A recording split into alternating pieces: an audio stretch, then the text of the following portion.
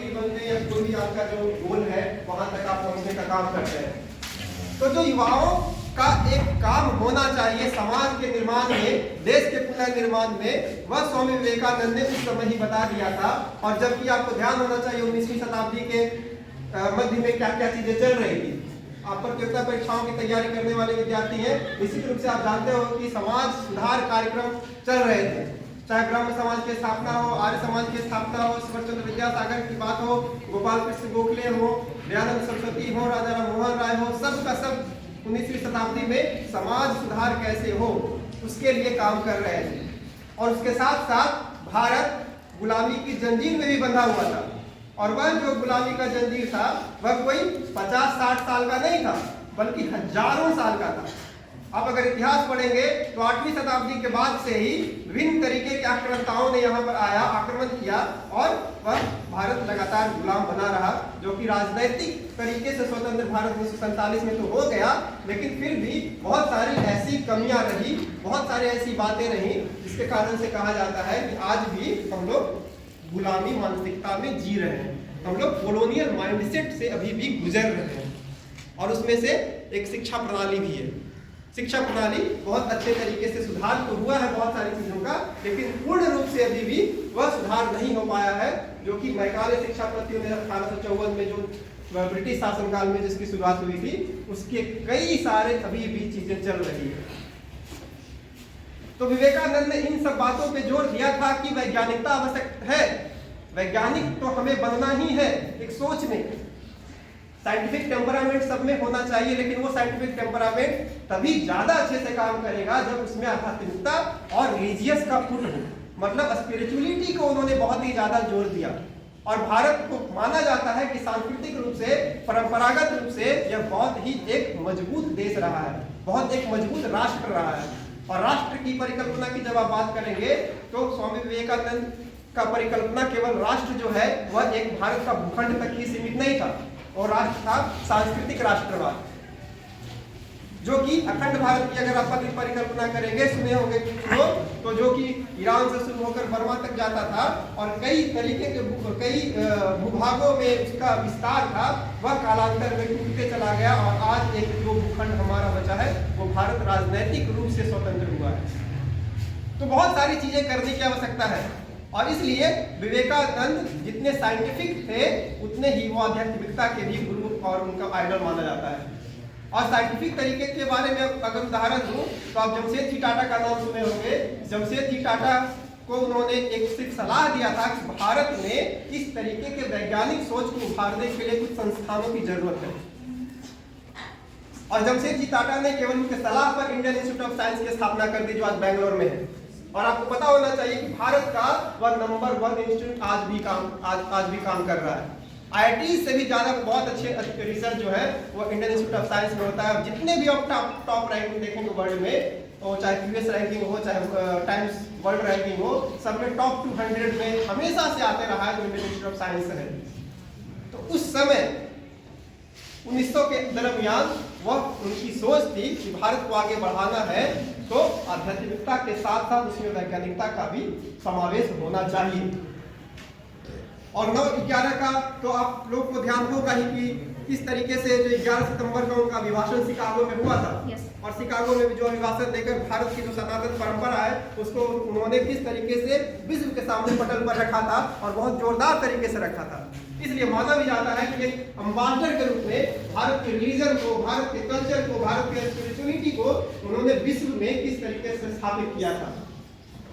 तो इसलिए आज का जो दिन है हम लोगों के लिए बहुत जरूरी है इस बात की है कि उनकी कही गई बातों को, उनके जो चिंतन है, उनके जो जीवन दर्शन है, वह सब हम लोग अच्छे तरीके से पढ़ें, अच्छे तरीके से जानें और उसको अपने जीवन में उतारें भी।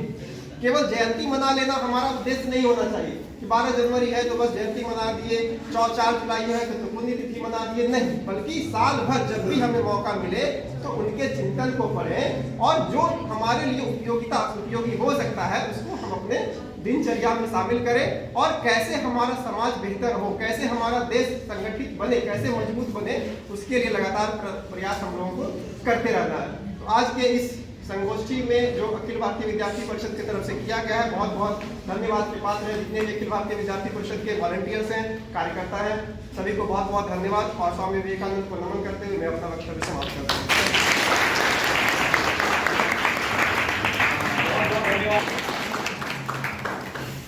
यहाँ पर उपस्थित नालंदा कॉलेज के तमाम शिक्षक बंधु, वीर छात्र छात्राओं, स्वामी विवेकानंद हमारे अग्रणी सांस्कृतिक नेताओं में से एक रहे। अभी हाल में आप लोगों ने देखा होगा कि रूस और यूक्रेन के बीच में बहुत बड़ा युद्ध चल रहा है और भारत उसमें अपनी तटस्थ भूमिका निभा रहा है, जबकि रूस के साथ इसके बहुत प्रगाढ़ संबंध हैं। इसके बावजूद भी भारत हमेशा इस बात को बोलता है।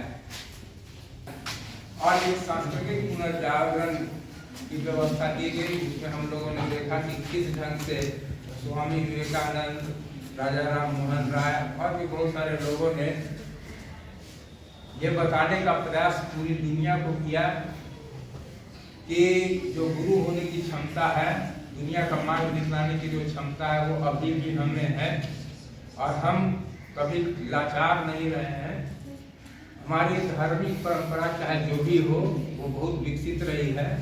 और इस प्रकार से आप लोगों ने देखा हो कि रविन्द्रनाथ टैगोर से लेकर के महात्मा गांधी तक लोगों ने, फिर उसी कड़ी में श्री अरविंदो भी आते हैं, इन लोगों ने एक सांस्कृतिक पुनर्जागरण की व्यवस्था की। और जो हमारा जो समाज बहुत सारी कुरीतियों से भी जूझ रहा था, उस समय बहुत सारी कुरीतियों का अंत करने का भी प्रयास किया गया, जिसमें कि ज्योतिबा फूले और बहुत सारे लोगों ने जो विधवा विवाह और सती प्रथा और पता नहीं क्या क्या जो व्यवस्थाएं थी, उसका जो है कि उन लोगों ने खात्मा किया और भारतीय समाज एक अच्छे उदाहरण के साथ खड़ा हुआ। स्वामी विवेकानंद की बात यही है कि बहुत ज़्यादा तो उम्र उनकी नहीं रही, बहुत युवा अवस्था में ही वो चले गए, लेकिन जो विचार उनके रहे वो अभी भी हम लोग समझते हैं कि धार्मिक से ज़्यादा वो सामाजिक विचार है। क्योंकि कोई धार्मिक व्यक्ति नहीं कर सकता है कि मैं उस ईश्वर को नहीं मानता हूँ जो पृथ्वी पर इतने भूखे लोगों को पैदा करता है और इतने गरीबी में लोगों को रखने के लिए मजबूर करता है, जो नहीं कर सकते। तो भूख और गरीबी उस समय भी बहुत थी और बहुत हद तक आज भी है। उस समय अगर बाढ़ और सुखाड़ आ जाता था तो फिर कोई उपाय बचता नहीं था, लेकिन आज हमारे पास में हम लोग ने विज्ञान को अपना सहारा बनाया। और माल्थस ने कहा था कि एक बार इस पूरी दुनिया में जनसंख्या का विस्फोट होगा। बहुत बड़े अर्थशास्त्री थे, उन्होंने कहा था कि भारत सबसे ज़्यादा उससे प्रभावित होने वाला राष्ट्र होगा, कि न्यूक्लियर बम से ज़्यादा धमाका, परमाणु बम से ज़्यादा धमाका जो है पॉपुलेशन एक्सप्लोजन होगा। ठीक है, कि इतनी भूखमरी बढ़ेगी कि लोग दाने दाने को मुहताज हो जाएंगे। लेकिन अब हम लोगों ने क्या किया कि 1 इंच के बैगन, 2 इंच बैगन को जो है 7-8 इंच बैगन में तक तब्दील हम लोगों ने कर दिया है। छोटा सा गोभी को हम लोगों ने बड़ा गोभी बना दिया है। ठीक है, तो ये रिसर्च और वैज्ञानिक जो खोज थी उसके आधार पर हम लोगों ने जेनेटिक्स का इस्तेमाल किया, हाइब्रिड का इस्तेमाल किया। ठीक है, और इस ढंग से हम लोग इतना अब क्रॉप बना लेते हैं, अन्न हमारे यहाँ इतना हो गया है कि इस ढंग की बातें अब दूर की चीज लगती है। तो स्वामी विवेकानंद ने ये बात बहुत स्पष्ट रूप से कही थी कि जब तक ये भूखमरी से हम लोग निजात नहीं पाएंगे तो धर्म का प्रतिपादन करना वो मुश्किल है, मिसलीडिंग है। युवा इसलिए हम लोग बराबर इनको हम लोग एड्रेस करते हैं, वो उसके पीछे एक तर्क था कि भाई भारतीय समाज जो है वो कमजोर दिखता है। आप लोगों ने उनके बारे में ये तो नहीं सुना होगा, इसलिए कि नेताओं की बीमारियों को छुपाया जाता है। ठीक है, उनका जब अपेंडिक्स का ऑपरेशन हुआ, डॉक्टर ने कह दिया था कि अभी आप जो बोलते हैं कि धूल मिट्टी और जो है कि पानी से खत्म हो जाएगा, तो ये भूल जाइए, आप ऑपरेशन करवाइए, नहीं तो मुश्किल में पड़िएगा। तो उनको ऑपरेशन करवाना तो अपना ही होगा, अपना नहीं। और उन्होंने कहा कि मेरा झगड़ा विज्ञान से नहीं है। ठीक है कि जो घरेलू उपाय है, जो प्राकृतिक उपाय है, उस पर हमारी डिपेंडेंसी रहे, लेकिन विज्ञान भी साथ साथ चलते रहे। तो कहने का मतलब यह है कि हेल्दी बॉडी है तो उसी में हेल्दी माइंड भी रहेगा। और आप लोग जितने सारे लोग देख रहे हैं और बातों को समझ रहे हैं, ये आप हमको बताइए कि जो हेल्दी नहीं रहे वो क्या कोरोना से बच पाए? कहानी खत्म हो जाती। तो सबसे पहले उनका यही कहना था कि हम ऐसे युवा चाहते हैं जिनके नर्व स्टीव, समझे, जिनके मसल में दम। ठीक है, आज का हमारा युवा जो है क्या करता है? दम पैदा करता है,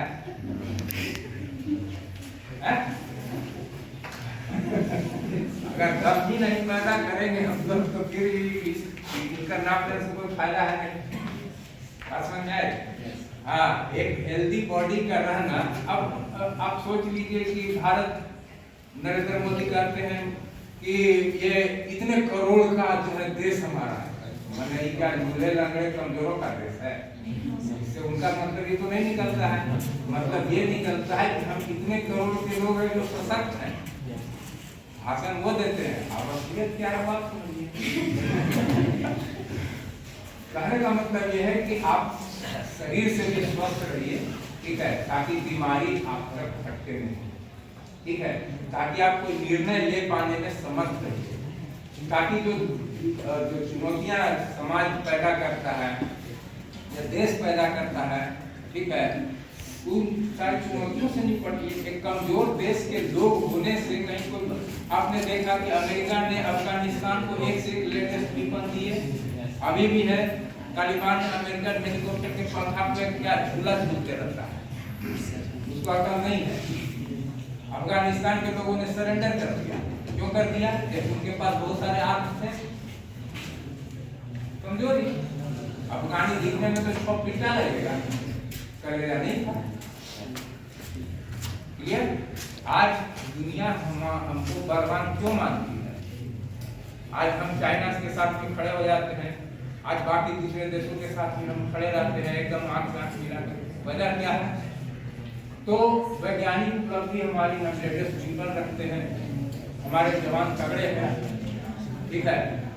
तो सवाल यह है कि आप जब तक तगड़े नहीं होइएगा, हम समझते हैं कि इधर के हाल के दिनों में जो झड़पें होती हैं किसी एक दूसरे से, कभी देखा कि यूक्रेन का सैनिक पानी में पानी मिला के रसिया के सैनिक से लड़ रहा है?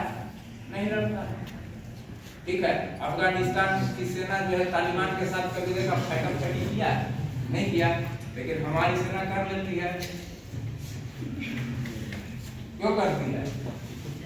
दम, ठीक है, इसी दम को पैदा करना है। और आपको जो है कि महिलाओं को इतना दम हो रहा है कि उनको भी सेना में भर्ती किया जा रहा है, इनका भी दम कम बढ़ गया है, उनको भी सेना में लाओ। क्लियर? तो ये दम से ये दुनिया चलती है, ठीक है। और इसी दम को परिभाषित करने के तरीका गुंजाइश है। ये जो गुलामी की जंजीरें हैं वो बिना दम के नहीं जाएंगी। सांस्कृतिक दम भी दिखाना पड़ता है, धार्मिक दम भी दिखाना पड़ता है, आध्यात्मिक दम भी दिखाना पड़ता है, ठीक है। तो ये सारे दम आएंगे कैसे? आप एक दिन कसरत नहीं करेंगे, योगा ये क्या होता है? मेरे को तो पिज्जा बर्गर खाते रहना है, ये सब तो हमको मतलब नहीं है। ये ईयर जो है आपका क्या है? मोटे अनाजों का है, हाँ, मिलेट ईयर, ठीक है, जिसमें ज्वार है, बाजरा है, मड़ुआ है, ठीक है, ये सब है। मड़ुआ कौन कौन खाया है? कितना दिन खाया हो?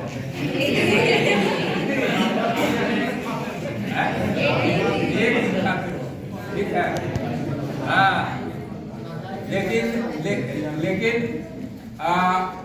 हम कम से कम तो मैंने जब हम बचपन में थे तो मेरे गांव में मैंने थोड़ा प्रॉब्लम था खाने उने का, तो मड़ुआ खूब बनता था, खूब मड़ुआ खाते, आज भी खाते हैं। अब तो क्लियर हो गया कि मड़ुआ और बाजरा ज्वार इससे बढ़िया सुपर फूड कोई नहीं है, ठीक है। पहले था कि फलाना का घर मड़ुआ खाता है, खत्म है। पुराने समय में लौट करके आइए, अपने दिमाग के साथ में अपने शरीर को भी मजबूत कीजिए। क्लियर? तो आज का संदेश यही है, ठीक है, कि आप कहीं भी रहिए, स्वस्थ रहिए, ठीक है। अब जब तक ये नहीं होगा तब तक पता है क्या होता है, हम लोग एक दूसरे की शिकायत भी टप करेंगे,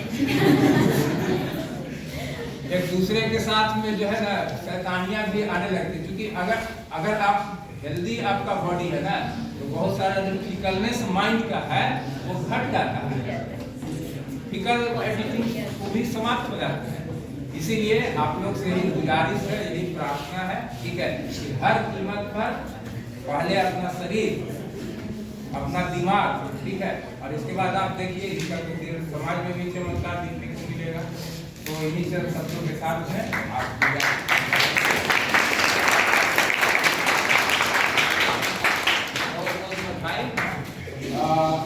उन लोगों ने ऐसा कार्यक्रम किया, और आप सब उपस्थित जो छात्र हैं, आप लोगों का भी बहुत बहुत अभिनंदन और बधाई कि आप लोगों ने थोड़ा समय निकाल करके स्वामी विवेकानंद के बारे में जानने का प्रयास किया।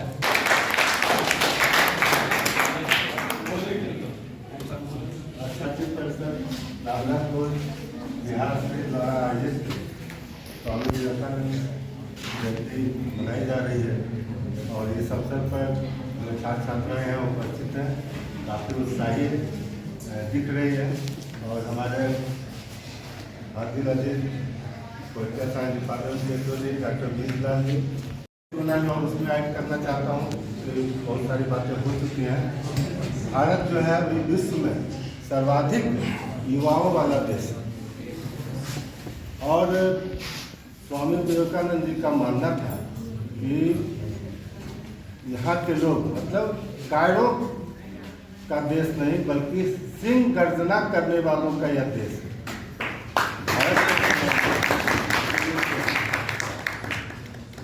और उनका कहना था कि जो समस्याएं हैं या जो संघर्ष है, संघर्ष जितना बड़ा होगा सफलता उतनी ही बड़ी। उनके जितने कार्य है रोमा रोला जो उनके जितने कार्य है, जितने लिखने वाले हैं, उन्होंने कहा कि स्वामी विवेकानंद जैसा कोई नहीं, वो अद्वितीय थे। वो जहाँ भी गए उनके आसपास भी उनके जो विचार थे उनको टक्कर देने वाले कोई नहीं। इस मामले में उनका स्पष्ट था कि इस कलयुग में भी अगर ईश्वर का प्रतिनिधि के रूप में कोई दिखता है वो स्वामी विवेकानंद। इतनी बड़ी बात कही गई उनके बारे में, इसी से यह स्पष्ट होता है, या चाहे वो शिकागो सम्मेलन हो, वहाँ पर जो इनके वक्तव्य आए, जो विचार आए, उससे यह प्रमाणित हो गया पूरे विश्व में कि भारत वास्तव में आध्यात्मिक रूप से ये अभी भी विश्व गुरु ही है। उनके वक्ताओं ने बताया कि उनका जीवन काफ़ी छोटा रहा, मात्र 39 वर्ष की आयु में उनका निधन हो गया, लेकिन इतने कम जितना मानव के प्रति, देश के प्रति जो उनकी भावना थी वो जन जन तक वो पहुंचाने में कामयाब है। वो चाहते थे कि हमारा राष्ट्र सिर्फ सुखी संपन्न न रहे बल्कि स्वाभिमानी भी। लोगों में स्वाभिमान दिखना चाहिए, ऐसी सोच उनकी थी। तो स्वतंत्रता तो जब मिलनी थी मिली, लेकिन इसके पीछे बहुत सारे पृष्ठभूमि में बहुत सारे लोगों के योगदान थे। उनमें से स्वामी विवेकानंद जी का आध्यात्मिक क्षेत्र में, दर्शन के क्षेत्र में, धर्म के क्षेत्र में योगदान अद्वितीय था। एक बार की घटना रही कि पंजाब में, जैसा कि सब लोग ने बताया कि उस समय सूखा हो, अकाल हो, ये सब आता ही जाता रहता था। तो सुखाड़ पड़ा तो लोग पानी के लिए तरस रहे थे, है ना। तो उसी में वो लगे रहते, उसी चिंता में लगे रहते कैसे क्या होगा नहीं होगा। इसी बीच में कुछ पंजाब के ही संत उनके पास पहुंचते हैं कि वेदांत पर हम आपसे शास्त्रार्थ करना चाहते हैं। तो कई बार उन्होंने प्रयास किया, लेकिन ये शामिल उसमें हुए नहीं और वो अपना जो सेवा भाव था वो करते रहे। तो जब अंत में कहे कि संतों ने कहा कि अगर आप शास्त्रार्थ नहीं करने के लिए तैयार हैं तो आप अपनी पराजय को त्याग कर लीजिए। तब उन्होंने कहा कि जब आप मानव सेवा ही नहीं कर पाते हैं, है ना, तो वेदांत हो या किसी मुद्दे पर कोई बात करने का मतलब ही नहीं। पहले मानव सेवा पहले लाइए, तब आप वेदांत पर बात कीजिएगा। तो इस तरह से छोटी छोटी घटनाएं होती रही उनके जीवन में और लोगों को जागृत करने में बहुत हद तक उन्होंने सफलता पाई। तभी तो 1902 में उनके निधन के बाद भी 1897 में शिकागो सम्मेलन था ना, 93, तब से आज तक हम लोग उन चीज़ों को याद करते आ रहे हैं। ये स्वामी विवेकानंद जी का व्यक्तित्व ही है जिसके कारण से आज उनकी जयंती होना है। तो ये कुछ बातें थी जो हमने अपनी तरफ से रखा। और सभी यहाँ पर उपस्थित हम लोग छात्राओं को भी मैं देना चाहता हूँ कि आप लोग सम्मिलित होकर आज अखिल भारतीय विद्यार्थी परिषद नालंदा कॉलेज परिसर में जो स्वामी विवेकानंद जी उसके पास किया है। अब हम लोग यहाँ से जाएंगे जो हमारा कॉलेज का मैदान है उसमें स्वामी विवेकानंद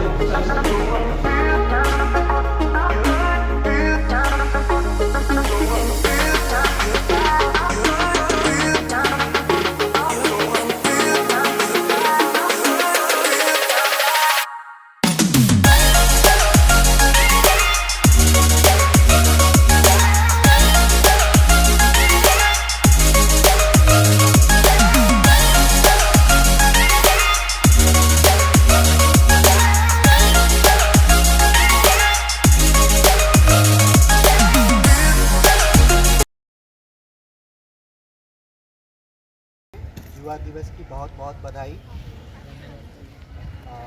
जैसा कि आप सभी लोग जानते हैं कि स्वामी विवेकानंद की जयंती के शुभ अवसर पर हम लोग युवा दिवस मनाते हैं और युवा दिवस का मनाने का एक व्यापक उद्देश्य है।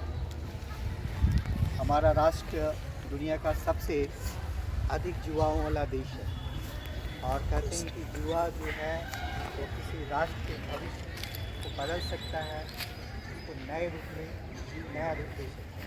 तो आज हम लोग फिर यहाँ पर जो एकत्रित हुए हैं इसका उद्देश्य स्वामी विवेकानंद जी की जयंती के शुभ अवसर पर युवा दिवस के रूप में मनाने के लिए सर्वप्रथम कार्यक्रम की शुरुआत मैं करूँ। इसके पहले सभी जो हैं हमारे यहाँ पर प्राचार्य महोदय और रत्नेश और आनंद सभी से अनुरोध है कि वो पुष्पांजलि अर्पित करके कार्यक्रम की शुरुआत करेंगे।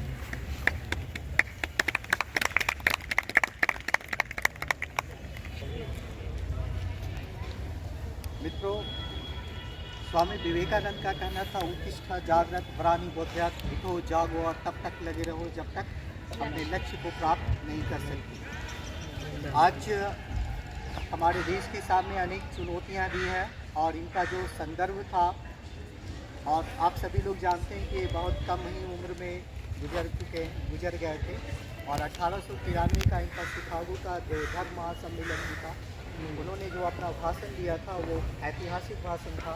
आज भी वह भाषण काफ़ी महत्व रखता है। उनके जो शब्द थे ऐ भारत, इसी से शुरुआत हुई थी। तो ये काफ़ी महत्व था और आप सभी लोग जानते हैं कि जब युवा दिवस के रूप में मनाने की जब घोषणा की गई तो देश के युवाओं से काफ़ी उम्मीद है। और जब भी हम इसके युवा दिवस के रूप में मना रहे हैं तो यह भी लक्ष्य है कि जो हमारे देश के युवा हैं वो हमारे देश की बहुत सारी जो चुनौतियाँ हैं, जो देश के सामने बहुत सारे चाहे वह हमारा लोकतांत्रिक मुद्दों से, राजनीतिक या सांस्कृतिक धार्मिक सभी मुद्दों से जुड़े हुए हैं, उन सभी मुद्दों पर एक मत होकर राष्ट्रवाद की जो भावना है उस पर भी इन्होंने विचार रखे थे। तो ये काफ़ी महत्व रखता है। साथ ही साथ किसी भी राष्ट्र का विकास वहाँ के युवाओं के साथ जुड़ा हुआ होता है। इसलिए आपके ऊपर ही राष्ट्र का भविष्य निर्भर करता है और इसी कड़ी के रूप में हमेशा हम लोग इनको जोड़ कर रखते हैं, चलते हैं और हमेशा देखते हैं कि ये युवाओं के लिए एक प्रेरणा स्रोत भी रहें। ठीक है, तो मैं ज़्यादा समय न लेते हुए अपने प्राचार्य महोदय से अनुरोध करना चाहूँगा कि वो 2 शब्द इस युवा दिवस के अवसर पर अपना रखेंगे।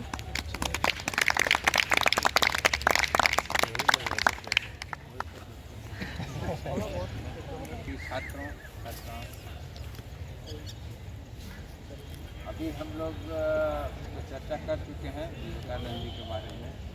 अब जो भी हम चर्चा विद्यार्थी परिषद के बारे में कर सकते हैं, हम लोग कर रहे थे। तो ये देखिए सामने में लिखा हुआ national service scheme AIIMS and objective. आप लोग में से तो कोई बोर्ड को पढ़ा नहीं होगा, पढ़ रहे थे, अभी पढ़ रहे थे। साफ सुथरा में आधा से अधिक पार्ट है।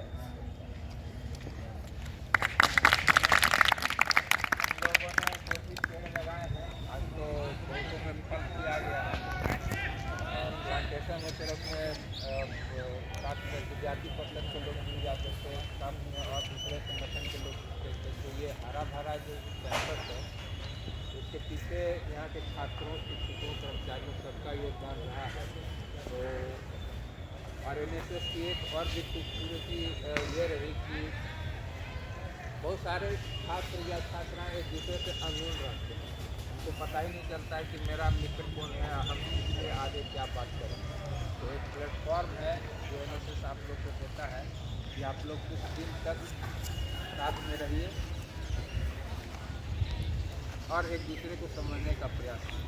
आज से 4-5 साल पहले होटल चाणक्य जो 3 स्टार होटल है वहाँ एड्स कैंपेन लगाया गया था और एड्स पेशेंट है। इतना कहना था कि सब कोई सन्न रह गया उसको आप समाज में एक क्रांति फैला सकते हैं, समाज को सुधार सकते हैं। ठीक है, पैसा कमाने के लिए तो आपसे ज़्यादा लोग कमाते हैं, नहीं पढ़ा लिखे। ठीक है, तो हम एक ऐसी व्यवस्था बना करके चलें और स्वाभाविक सी बात है कि हमारे जो भी महापुरुष हैं आजकल सबसे बड़ी अच्छा बात क्या हो गई है ना, लोगों ने बताइए आप लालू जी का नाम सब जानते हैं? जी सर। वो दिक्कत है जागीर भाभा का नाम कौन जानता है? Yes sir. जी सर जानते हैं।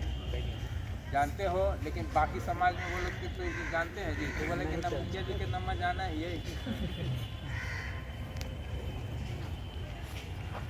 ये जो बैटरी किसने बनाया? वोल्टा। इसके बाद कंप्यूटर किसने बनाया? Charles Babbage. किसने बनाया? जेलबर्ड। कुछ लोग को पता है, कुछ लोग को नहीं पता है। हम लोग उनका नाम कभी लेते हैं? नहीं लेते हैं। क्यों नहीं नाम लेते हैं? नेताजी का नाम तुरंत में आ जाएगा, फलाना है, ठिकाना है। इसलिए जिन लोगों ने हमारे जीवन की दुर्दशा को होने से बचाया, ठीक है, लाइफ में कितना चेंज आ गया है। एक छोटे से मोबाइल से, एक टीवी स्क्रीन से, एक कंप्यूटर से बदल गया ना जी। हर चीज़ बदल गया, लेकिन उनका नाम हम भूल जाते, नहीं ले पाते। बहुत लोग को जानकारी नहीं है, लेकिन हर नेता का नाम जो है लगभग जो भी है सब लोगों को पता है। तो ये हमारी बदनसीबी है हम लोग की, कैसा हम लोग शिक्षा प्रणाली बनाया है। तो इसलिए आज के दिन की बहुत बहुत आप लोग को शुभकामना। और हम ये समझते हैं, सोचते भी हैं कि आप लोग का जो है ये NSS में कुछ न कुछ योगदान होते रहे कॉलेज में। झाड़ू आप लगाइएगा, झाड़ू हम भी लगाएंगे, आप पोछा मारिएगा। तो उसमें ये जो है बहुत लोग होता है कि थोड़ा ऊंचे जगह पर चल जाए तो हाँ ये काम ना ठीक है। ये मैं अपनी कार खुद ही धोता हूँ, ठीक है, खुद भी साफ करता हूँ। बाइक भी साफ कर, वाइफ जरा इधर उधर करते हैं तो मैं खाना लेके खुद भी खा लेता हूँ, कोई प्रॉब्लम नहीं है। इसलिए लाइफ को जितना आप लोग लाइफ को जितना इजी बनाइएगा, जितना मिलजुल करके रहेगा, जितने कामों के बारे में आपकी जानकारी रहेगी, ठीक है, लाइफ उतना ही सुगम और शांतिपूर्वक रहेगा। तो इन्हीं चंद शब्दों के साथ में मैं पुनः आप सबका धन्यवाद।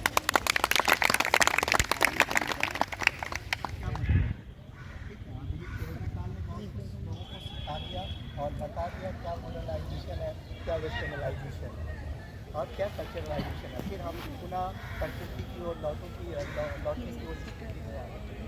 अब मैं NSS के नोडल ऑफिसर और राजनीति विज्ञान विभाग के HOD डॉक्टर विनीत लाल सर को आमंत्रित करना चाहूँगा कि वो आकर अपनी विचार।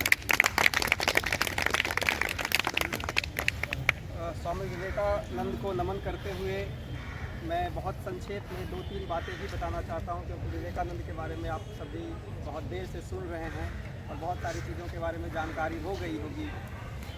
यह programme NSS Vivekananda study circle और डिपार्टमेंट ऑफ पॉलिटिकल साइंस के संयुक्त तत्वावधान में आयोजित की जा रही है। 2 चीज़ों के बारे में तो आप लोग जानते होंगे, NSS के बारे में। NSS से चूँकि बहुत सारे लोग यहाँ पे जुड़े हुए हैं, डिपार्टमेंट ऑफ पॉलिटिकल साइंस के बारे में भी जानते होंगे। एक नया चीज़ आपको दिख रहा होगा, विवेकानंद स्टडी सर्किल, जिसके बारे में शायद आपको जानकारी नहीं होगा, उसके बारे में मैं बस थोड़ा सा बता देता हूँ। कॉलेज में कुछ महापुरुषों के नाम पर स्टडी सर्किल की शुरुआत की गई है और यह तीसरा स्टडी सर्किल है जिसका कामकाज आज से शुरू किया गया है। पहला स्टडी सर्किल सावित्रीबाई फुले के नाम से शुरू किया गया था, जिसके कन्वेनर डॉक्टर भावना मैम हैं, जिनका प्रोग्राम 5 सितंबर से स्टार्ट हुआ है। आप लोग अगर उससे जुड़ना चाहते हैं तो भावना मैम से आप कॉन्टेक्ट करें। दूसरा स्टडी सर्किल कलाम स्टडी सर्किल के तत्वावधान में शुरू किया गया। Doctor Shashank Shekhar Jha physics department के HOD है, वह उसके कन्वेनर हैं, उनसे आप संपर्क करके उससे जुड़ सकते हैं।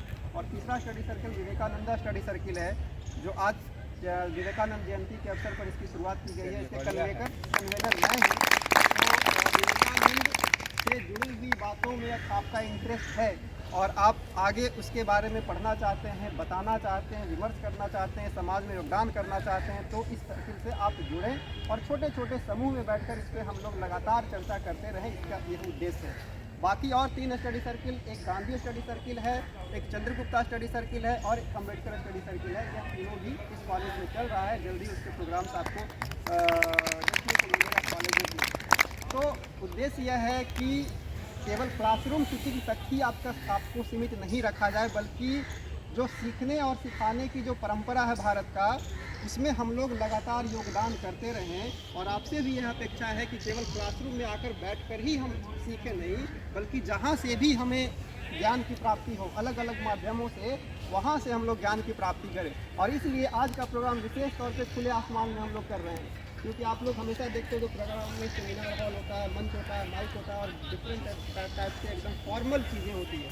लेकिन आज हम लोग बहुत इनफॉर्मल तरीके से बैठे हुए हैं। बहुत लोगों को हिचकिचाहट हो रही थी, पता नहीं, हिचकिचाहट आपको नहीं होनी चाहिए। हम लोग भी यहाँ पे बैठ सकते हैं बहुत आसानी से, ठीक है। तो जहाँ भी आपको मौका मिले सीखने की, वो आप लगातार अब इस प्रक्रिया में रहें। पिछले साल जब पंचायत इलेक्शन हुए थे तो बहुत सारे क्लासरूम्स को ले लिया गया था।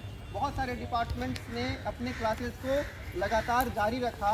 उस कमरा में बैठ करके सारे बच्चे पढ़े, फर्श पर बैठकर पढ़े। बहुत दिनों तक ऐसे हुआ, क्योंकि बेंचेस को बाहर कर दिया गया था।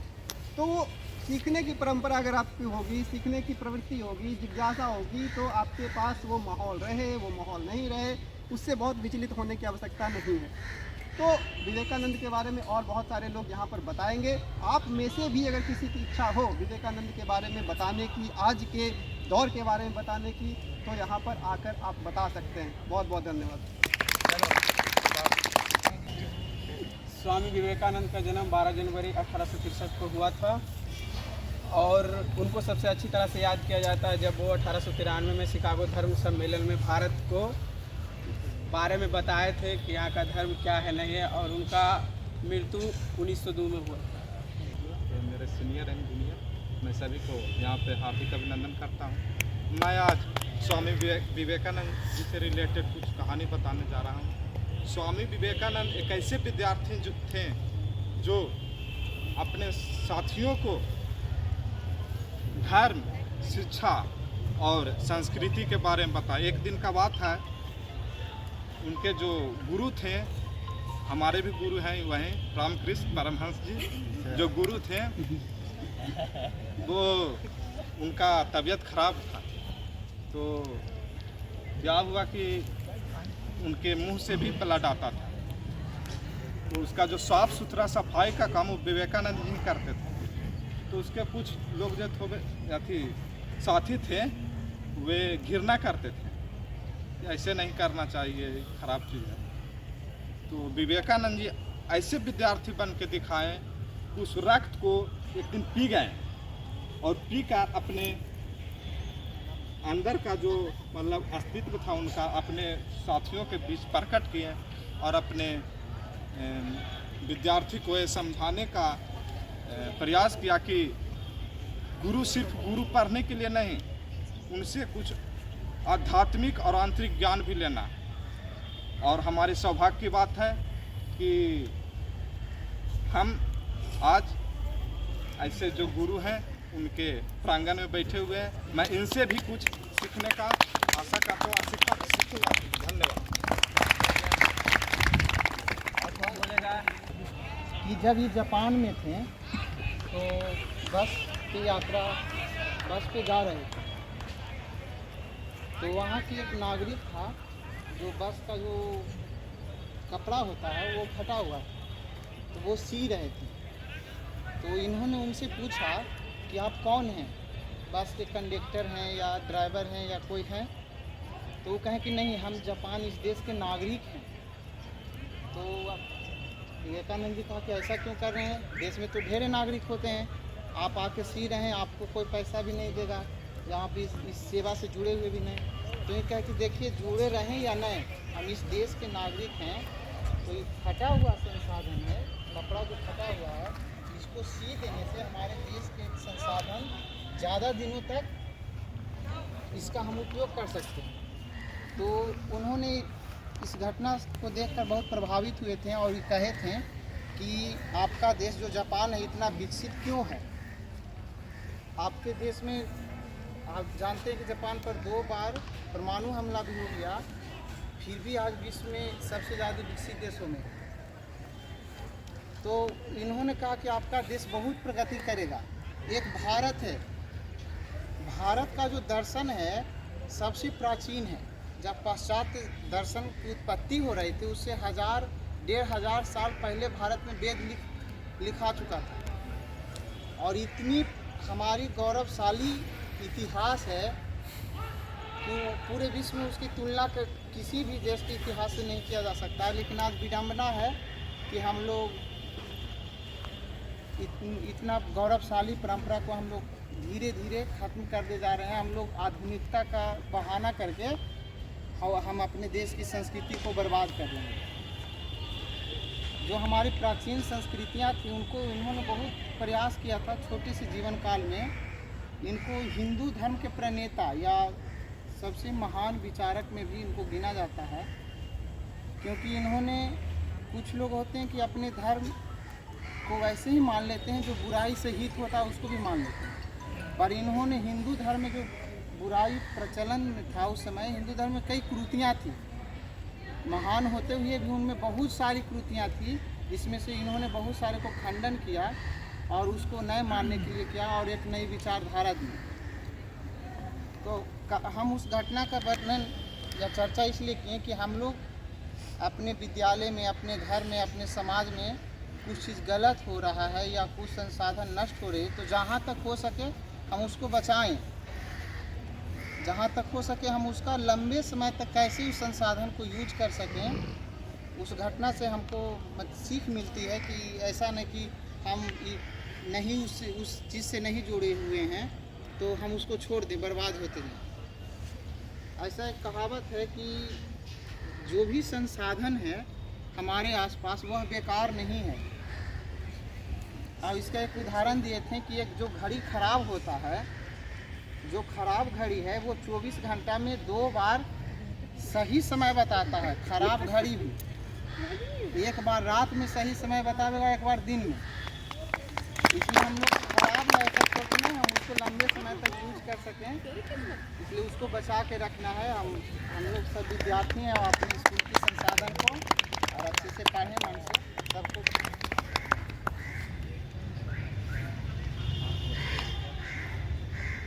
सारे शिक्षकों को मेरा प्रणाम और सारे सहपाठियों को अब ढेर सारा अभिनंदन।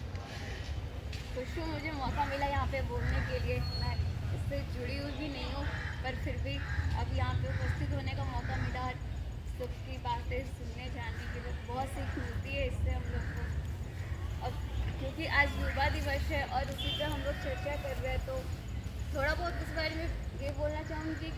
मतलब कुछ जब स्कूल टाइम में थी तो विवेकानंद जी की एक बुक थी मेरे पास, मतलब उनके जीवन से की सारी बातें उसमें वो मैंने पढ़ी थी, तो उससे बहुत ज़्यादा प्रेरणा मिलती है इनके जीवन से। जैसे ये बचपन में मतलब बहुत नटखट थे, पर कुछ साल बाद इन्हें जो ज्ञान की प्राप्ति हुई, इनके गुरु से इन्हें जो शिक्षा मिली और ये जो हम सबके एक समाज सुधारक सारे युवाओं को प्रेरणा देने वाले बने, तो उससे हम लोग को बहुत ज़्यादा कुछ सीखने को मिलता है। और क्योंकि हम सब युवा यहाँ पे उपस्थित है और सबको सीखना चाहिए इनसे कि हम लोग को अपने जीवन में अनुशासन हमेशा बनाए रखना चाहिए। अगर अनुशासन है तो हम सबके जीवन में एक पॉजिटिविटी आती है, हम सब को कुछ अच्छा सीखने को समझने को मिलता है। हम लोग एक समाज में अलग मतलब सुधार ला सकते हैं, समाज को सही कर सकते हैं और शुरुआत तो खुद से ही करना होता है। तो इसलिए अपने आप में अनुशासन को हमेशा बनाए रखना चाहिए, चाहे आप बच्चे हो बड़े हो। वो अनुशासन अगर है तो आपका जीवन बहुत ही ज़्यादा सही होता है। तो बस इतना बोलना। विज्ञान के अतिथि प्राध्यापक जगमोहन जी को बोलना चाहते हैं।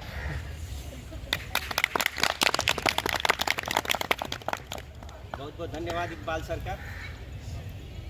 आदरणीय प्रिंसिपल सर, अमन सर, मंजू मैडम, भावना मैडम, विनीत सर और श्रवण सर चले गए, हमारे कलीग अकेला सर, संजीत सर, सुमन मैडम और इस युवा भारत के सभी युवा साथी,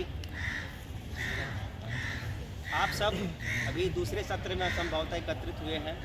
सर्वप्रथम हम स्वामी जी के प्रति अपनी श्रद्धा निवेदित करते हैं, उन्हें नमन करते हैं। आप सभी जानते हैं कि किसी की जयंती क्यों मनाई जाती है और किसकी जयंती मनाई जाती है। निश्चित रूप से वो एक खास व्यक्ति होना चाहिए। आपके देश में एक से एक महापुरुष और युग पुरुष हुए, उन्हीं में से एक स्वामी विवेकानंद का भी नाम आप जानते हैं। और वे ऐसे व्यक्ति निकले आपके देश के लिए।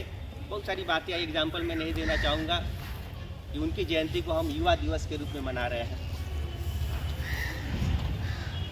विनीत सर अभी पहले सेशन में जो स्लोगन बोल रहे थे, उनकी कही हुई जो बातें हैं, rise awake and stop not till the goal is reached, यानी उठो जागो और अपने लक्ष्य प्राप्ति से पहले मत रुको। तो ये एक सूत्र वाक्य है।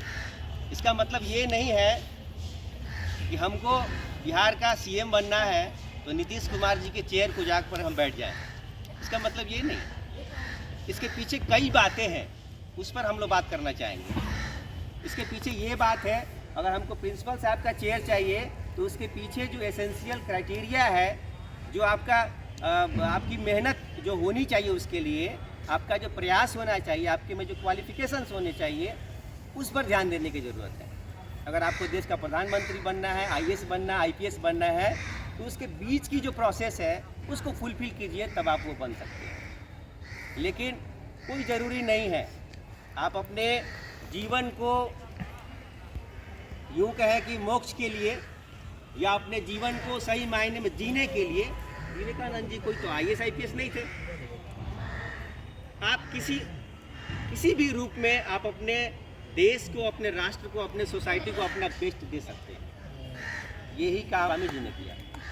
और उनकी एक और प्रसिद्ध लाइन है, वो कहते हैं, it is the coward and the fool who says this is my fate, but it is the strong man who stands up and says I will make my fate. वह व्यक्ति कायर और मूर्ख है जो कहता है मेरे भाग्य में तो यही लिखा है, यही मेरा भाग्य है। लेकिन वह व्यक्ति सबल और मजबूत व्यक्ति है, मजबूत इरादों वाला व्यक्ति है, जो ये कहता है कि मैं अपने भाग्य का निर्माता खुद हूँ, मैं अपना भाग्य खुद बनाऊंगा। इसके लिए आपको जगना होगा। उन्होंने ये भी कहा कि आप अपने आप को कमज़ोर नहीं समझिए, आप अपने आप को अंदर से मजबूत समझिए। इसका मतलब ये भी नहीं है कि आप दूसरे को कमज़ोर समझिए, ठीक है। और जब आप जीवन में कुछ अच्छा करना चाहते हैं तो आपके बीच में कई चुनौतियां आएंगी। उन्होंने ये भी कहा कि अगर आप अपने जीवन में कुछ ऐसा काम कर रहे हैं कि आपके सामने कोई बाधा नहीं आ रही है, इसका मतलब आप गलत रास्ते पर जा रहे हैं। उन्होंने ये भी कहा। तो आपको सेंसिटिव होना पड़ेगा, आपको सोचना पड़ेगा कि आप क्या कर रहे हैं, आप किस दिशा में जा रहे हैं। तो इसके लिए मेरी खुद की 4 पंक्तियाँ हैं, मुझे साहित्य से भी लगाव है। वो 4 पंक्तियाँ ये है, खास करके आप युवाओं के लिए है कि सिद्धि पाना है अगर साधना कीजिए, बुद्धि निर्मल रहे कामना कीजिए, कोई ऊंची ऊंचाई को चाहे जो मन, दुर्विचारों का फिर सामना कीजिए। आपको अपने जीवन से दुर्विचारों को हटाना होगा, उसको दूर ले आके फेंकना होगा, उसको प्लास्टिक बैग में बांध करके कभी नदी तालाब में कहीं डाल दीजिए। तो ये करना होगा आपको। यही उद्देश्य स्वामी जी का भी था। स्वामी जी की भी यही सोच थी, आप जहाँ रहें, जिस रूप में रहें, अपने देश के लिए, अपने देशवासियों के लिए अच्छा सोचें, अच्छा करें। यही इनका उद्देश्य था। शायद इनकी जयंती को मनाने का भी यही उद्देश्य है कि हम उनके विचारों को अपने जीवन में आत्मसात करें, तब ये इनके जीवन, इस जयंती कार्यक्रम के प्रति सच्ची श्रद्धांजलि होगी। और अंत में बहुत ज़्यादा समय नहीं लेते हुए, बातें तो बहुत सारी हैं, आदमी शुरू होता है तो हो ही जाता है। अंतिम 4 पंक्तियों से मैं आपसे विदा लूँगा इस कार्यक्रम से। और सिचुएशंस देश में अच्छी भी है, बुरी भी है, इस पर हम लोग डिस्कस करते रहते हैं, लेकिन हम लोगों को अच्छे वाले पर ध्यान देना है। अगर आपके बीच कोई समस्या है तो उसका सॉल्यूशन कैसे निकला, इस पर सोचना होगा। इस पर ये 4 पंक्तियाँ मेरी है कि बात बिगड़ी है जो सब बनाएंगे हम, जो बिखर सा रहा सब सजाएंगे हम, जो हुआ सो हुआ और आगे न हो, आज वादा रहा कि निभाएंगे हम। आइए आज हम संकल्प लेते हैं, हम अपने एक सशक्त भारत के लिए, एक सभ्य समाज के लिए के निर्माण में अपना बेस्ट देंगे। इन्हीं शुभकामनाओं के साथ आप तमाम लोगों का बहुत बहुत धन्यवाद। बहुत बहुत धन्यवाद जगमोहन सर। आपने जो है कि हम सभी को ऊर्जावान बना दिया, और इसके साथ ही जो है कि युवाओं के मार्गदर्शन में कैसे और किस तरह से स्वामी विवेकानंद की भूमिका रही है, इसका चरितार्थ आपने जो है अपने कुछ शब्दों में दिया। बहुत बहुत धन्यवाद। इसके बाद जो है कि अनिल कुमार अकेला, श्री अनिल कुमार अकेला भूगोल विभाग से है, उनको मैं बुलाना चाहूँगा। आदरणीय प्रिंसिपल सर, अध्यक्ष,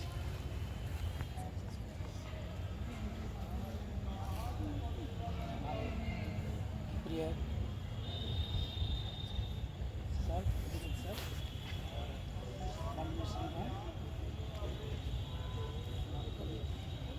संजीव बाबू, हमारे मित्र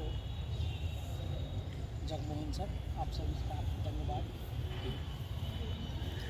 4 शब्द मुझे यहाँ बोलने का मौका दिया। आप सभी अवगत हैं इतने विचारों से स्वामी विवेकानंद के विचार इतने प्रगाढ़ हैं और इतने सुदृढ़ हैं कि यदि इनके कथनों पे एक कदम भी चला जाए तो हमारे जीवन के लिए वो सफलता का एक मार्ग है। ज्ञातव्य है कि या आप जानते हैं इनका जीवन जो है वो सदा कुरीतियों के साथ लड़ने में बीता है। समाज में कुरीति आज भी है और कुरीति आज से 2000 वर्ष पहले भी। आप जिस जगह पैदा हुए हैं आपको ज्ञातव्य होना चाहिए कि दुनिया का सबसे पहला सिविलाइजेशन जो है वो इंडस सिविलाइजेशन है, वो हमारा सिविलाइजेशन। और पहला सिविलाइजेशन स्थापित हुआ था वो सिविलाइजेशन हम लोगों का सिविलाइजेशन था। उस वक्त अंग्रेज़ की पैदाइश भी ढंग से नहीं हुई। वो सिर्फ खाने के लिए, कच्चे मांस को खाने के लिए और उसको प्रिजर्व रखने के लिए हमें ढूंढते थे कि कौन ऐसा जगह है जहाँ से ये मसाला आता है जिसको हमारे भोजन को सुरक्षित रखता है। और उस वक्त से हम सोने की चिड़िया कहलाते हैं। और आज हमारी स्थिति, हम प्रासंगिकता को आपके सामने रखना चाहते हैं कि स्वामी विवेकानंद की प्रासंगिकता आज के समय में क्या है। आप लोग बहुत सारी चीज़ों को बुक्स में पढ़े हैं, यहाँ भी बहुत सारे कथन सुने हैं। मैं उस पर नहीं विचार करूँगा और ना ही मैं उस पर अपना प्रकाश डालूँगा कि उनका नाम नरेंद्र दत्त था, उनकी जन्म 1863 में हुई थी, है ना। 1893 में शिकागो में गए, भाषण दिया उन्होंने। मैं आपको समझाने की कोशिश करूंगा कि किस प्रकार से किसी भी व्यक्ति को महान आत्मा बना दिया जाता है या महान आत्मा कैसे बनते हैं। चाहे वो हमारे देश के नेता हों या किसी भी देश के नेता हों, उन्होंने कुछ ऐसा वर्क किया है जो हमारे समाज के लिए पॉजिटिवनेस है, हमारा समाज को नया दर्शन देता है। आप लोगों से मैं यही आग्रह करूंगा क्योंकि आप लोग इतने अच्छे विचार हैं आपके अंदर। मासी तुंगे कहा करते थे वो कि हज़ारों विचारों को पलने दो और हज़ारों फूलों को फूलने दो। तो अभी आप वैसे फूल हैं जिसमें बहुत सारे विचार पड़ रहे हैं। तो यदि आप लोगों को ऐसे महापुरुष की चेतना को समझाया जाए या उसको खुद से समझने की कोशिश करें तो शायद आप एक नए भारत का फिर से निर्माण कर सकते हैं, जहां अभी भारत जो है सबसे युवा देश बना हुआ है। अभी भी हमारी एफिशिएंसी जो है वो इतनी कम है क्योंकि हम लोग, कहा जाता है वर्किंग फोर्स जो होता है वो 15 से लेकर 59 या 60 वर्ष तक के लोगों की को माना जाता है कि ये वर्किंग फोर्स है।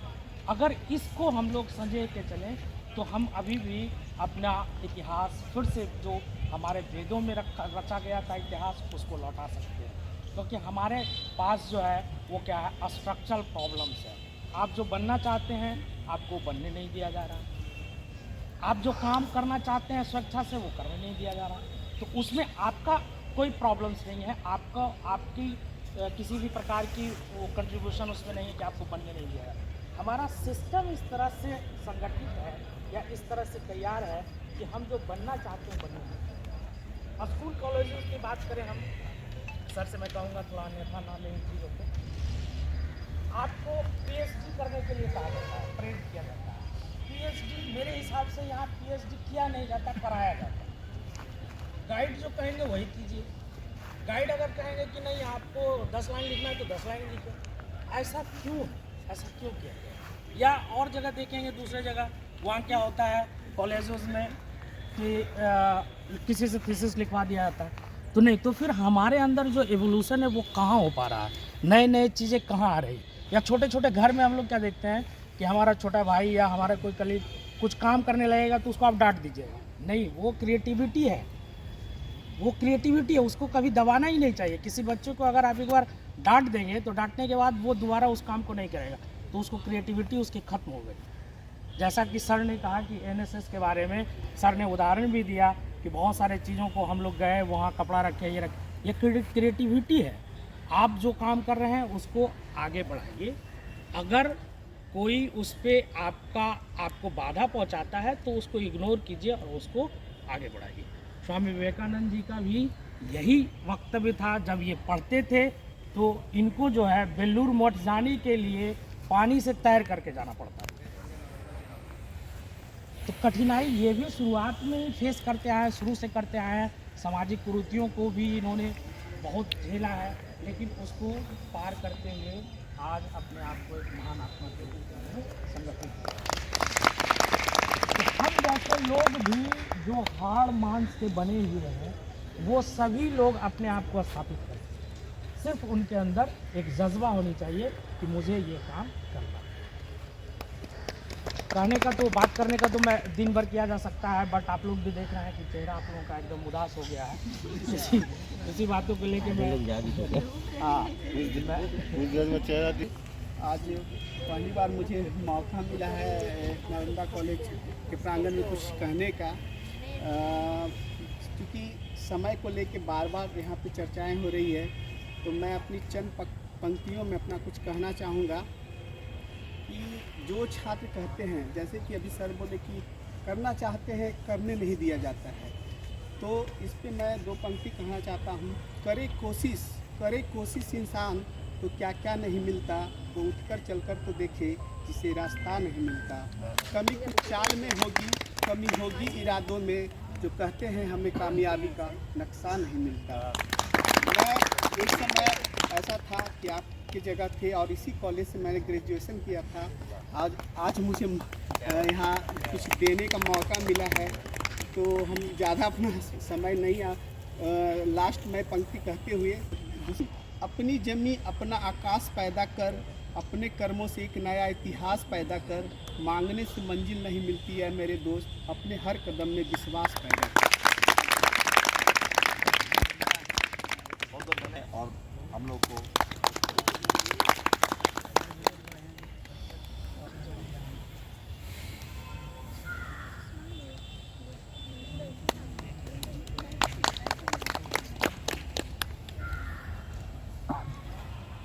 युवा दिवस के आप सभी को बहुत बहुत शुभकामनाएं, बहुत बहुत बधाई। अब स्वामी विवेकानंद जी का हमेशा से युवाओं के प्रेरणा स्रोत रहे हैं। आप लोगों के ऊपर ही अब इस देश का, इस राज्य का, कॉलेज का, सबका भार आप ही लोगों के कंधे पर है। सभी युवाओं को आगे बढ़ना चाहिए, इनके जीवन से प्रेरित होना चाहिए। जीवनी पढ़िए, बहुत सारे जो अच्छे विचार इनके हैं उनको आत्मसात कीजिए और देश को आगे बढ़ाइए। आप लोगों को बहुत बहुत धन्यवाद मंजू मैम। शून्य से शिखर तक के मार्ग को बताने वाले अध्यात्म और दर्शन के सबसे महान विख्यात आत्मा, जिन्हें हम स्वामी विवेकानंद के नाम से जानते हैं। आज इनका जयंती है और इस अवसर पे सभी लोगों ने जो है कि अपने अपने ज्ञानवर्धक जो है बातें रखी है, और आप सब लोग का बहुत बहुत धन्यवाद जो आप लोगों ने इतना समय दिया है ताकि ये कार्यक्रम सफल हो सके। दो शब्द हम कहना चाहेंगे। आदमी आस बनकर जीता है, आदमी निराश बनकर जीता है। आदमी आस बनकर जीता है, आदमी निराश बनकर जीता है। जब पड़ती है वक्त की मार आदमी पर, वही आदमी इतिहास बनकर जीता है। इस कार्यक्रम के समापन के लिए हम चाहेंगे कि हमारे विभागाध्यक्ष रत्नेश समन सर आए और अपने शब्दों से हम सबको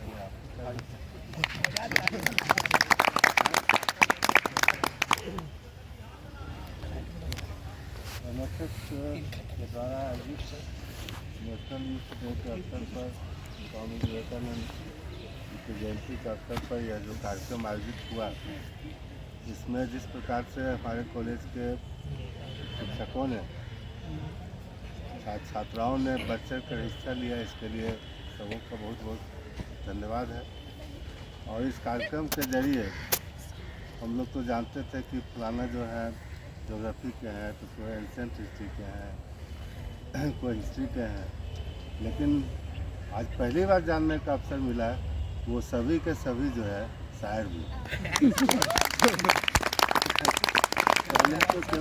पहले तो केवल मैं अपने प्रचार महोदय को जानता था कि बहुआयामी प्रतिभा के धनी हैं, लेकिन अब तो हमको लगता है कि पूरा कॉलेज ही हमको छोड़कर बहुआयामी प्रतिभा के धनी। तो इस कार्यक्रम से हम लोग को बहुत कुछ सीखने को मिला, आप लोगों को भी मिला। आप लोगों ने भी यहाँ तक पहुँचकर स्वामी विवेकानंद जी के बारे में अपनी बातें रखी, हमारे छात्रों ने रखी, छात्राओं ने रखी, और इससे जो शुरू में प्राचार्य महोदय ने आपको एनएसएस से संबंधित जो जानकारियाँ दी, ये भी एनएसएस के प्रोग्राम ऑफिसर पहले रह चुके हैं, अभी विनीत जी हैं। एक ज़माने में मैं भी एनएसएस का प्रोग्राम ऑफिसर था, लेकिन कटिहार में मेरे ही कारण से वहाँ एक यूनिट खोली गई थी, पहले से था एक खोली गई थी, तो 2 यूनिट डीएस कॉलेज कटिहार में कार्यरत। तो अब ज़्यादा समय ना लेते हुए मैं तमाम छात्र छात्राओं का शुक्रिया अदा करता हूँ कि उन्होंने इस खास मौके को अपनी उपस्थिति से यादगार बनाया, और आने वाले समय में भी जब भी कोई कार्यक्रम होते हैं तो आप उसमें हिस्सा अवश्य लें, कुछ न कुछ सीखने को मिलेगा, चाहे वो आपके इंटरेस्ट का फील्ड हो या ना हो, है ना। व्यक्तित्व का विकास जो है वो तभी होता है जब प्रत्येक चीज़ों पर आपकी पैनी नज़र हो, या आपके इंटरेस्ट का हो अथवा इंटरेस्ट का ना हो।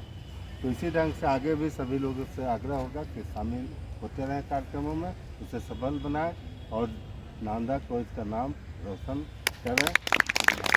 सभी लोगों का धन्यवाद।